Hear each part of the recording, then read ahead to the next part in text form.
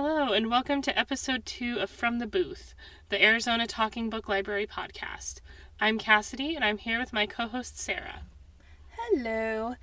So, today we're going to go on a fun journey from the ancient past to the present as we discuss the history of storytelling and language. In the office the other day, we were discussing how fascinating it is that even throughout human history, we've always loved sharing stories with one another, even though the format has changed as technology has evolved. Right. So even with our own Talking Book Library program, we've advanced so far in the last few decades, from cassette machines to digital talking book machines, and now to Bard. But even through all of that, the essence of storytelling and language have stayed the same. So we were curious to learn about the history of storytelling and language, and basically everything between. It's one of those things that you never really think about until you end up going down a rabbit hole of history articles, isn't it? Oh, definitely. How we communicate just seems to be something that I think about as always having existed, but it's actually a very interesting and winding path through history, especially when we consider that spoken language has been around for so much longer than written language, when it's become such an integral part of daily life.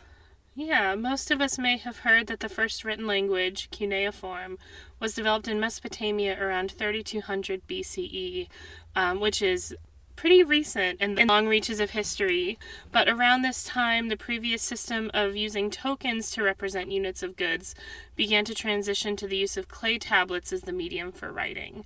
What's really interesting about this switch is that cuneiform was originally only used for accounting, and the tokens were used only as conceptual markers for exchange of items, and they would represent, for example, a jug of oil or a barrel of grain.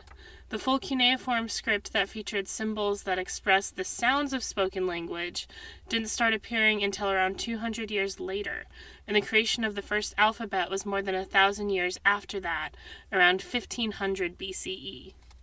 Yeah, so I just want to pause for a moment. So 200 years? Really? I'm just trying to wrap my mind around that, because in today's world, advances made today are pretty much outdated by the end of next week. Right, exactly. Even though the invention of written language and alphabets made communication far easier in a lot of ways, it was still inaccessible to the vast majority of people. I know, and I mean, I certainly can't imagine lugging around a bunch of clay tablets with me everywhere. It makes sense that things like myths, legends, stories, and many other things, they were passed down as oral traditions and only written down later. Even some of our most famous classics, like the Iliad and the Odyssey, were originally shared as poems that were recited out loud. Exactly. It wasn't until the invention of the printing press in 1436 CE by Johannes Gutenberg and the commercialization of the printing press in 1454 CE that printed and written word became accessible to the common people and not just the ruling and upper classes. Now things like newspapers, novels, and everything in between could be cheaply produced and distributed to everyone. Yeah, and then as printing technology improved, especially in the 19th century, printing materials got cheaper and cheaper. And so now anybody can go into a bookstore or library and access printed materials. Yeah, and I have to say, I was able to visit a print museum in Germany while I was in my graduate program. And it was absolutely amazing to see all the different printing presses from around the world in different languages and alphabets. That is really cool. That's the type of museum I would love to spend time in. How lucky were you that you had an opportunity? So the key phrase here is anybody can go into a bookstore, a library, and access material. You and I, Cassidy, we grew up with public libraries. But can you imagine a time when only a small percentage of upper-class citizens can access books? No, and I think I prefer the way we have it nowadays, for sure. Same. And another great development that happened in the 1800s was the invention of the Braille alphabet. After its invention in 1821, Braille quickly became the most common form of written communication for blind people. Yeah, and this is just another development in written language and communication that made reading more accessible. Though, of course, there were still some populations that had difficulty accessing reading materials. Our eyesight tends to get worse with age, and there are many other conditions that can make it difficult to read standard print.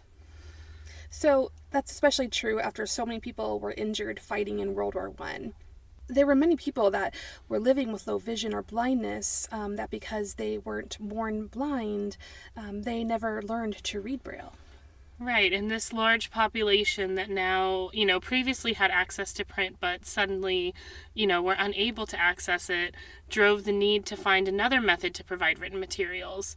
Finally, in 1933, which was 2 years after the National Library Service for the Blind and Print Disabled, or NLS, was established, the very first audiobooks were created on vinyl records. Which is great, but, but each record, it can only hold a whopping 30 minutes. 30 minutes of reading time per record. So, if you can imagine, it took quite a lot of records to play a single title.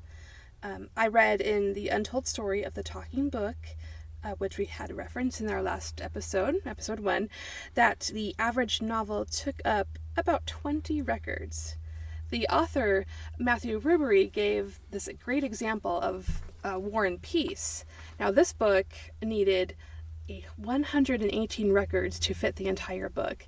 And now the Bible, that needed 169 records. So, not exactly a convenient way to do some light reading, but definitely better than the original idea that sparked audiobooks, which was tiny gramophones hanging from your ear to play the audio.